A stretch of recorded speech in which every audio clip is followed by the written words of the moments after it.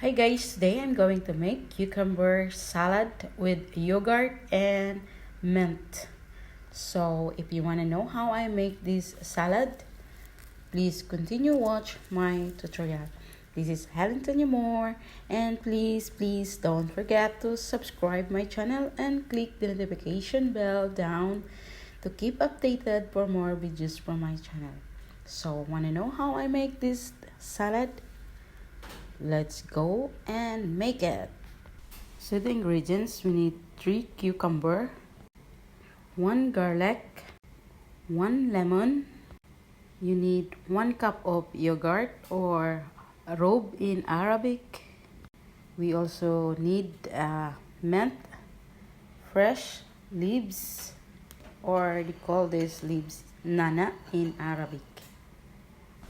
So first step, we're going to slice our cucumber by using this slicer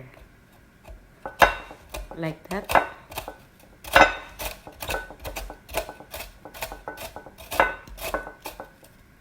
So the 3 cucumber, this will be the result from the slice. So now we're going to squeeze our lemon. So this is the lemon, I will squeeze it.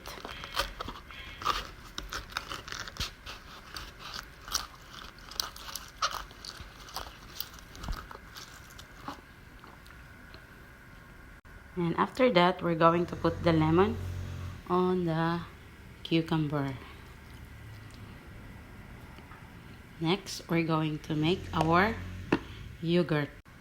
So this is our blender machine. You're going to put the yogurt.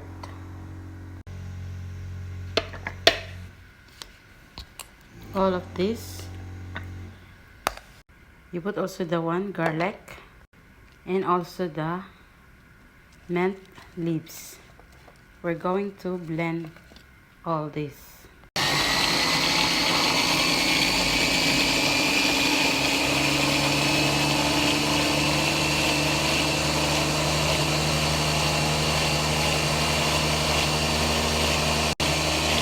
So this is the result of the sauce we blend. Now we're going to put this on our cucumber. This will be the sauce.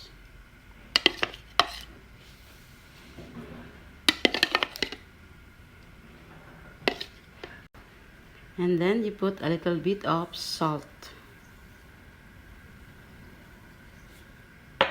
Then you mix.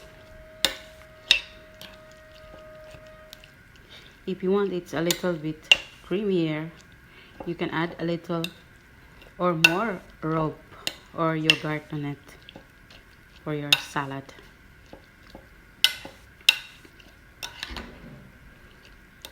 So now our cucumber salad is done. Cucumber with yogurt. So it's ready to serve, and it's fresh salad. So thank you guys for watching, and please don't forget to subscribe. God bless us all, and bye bye.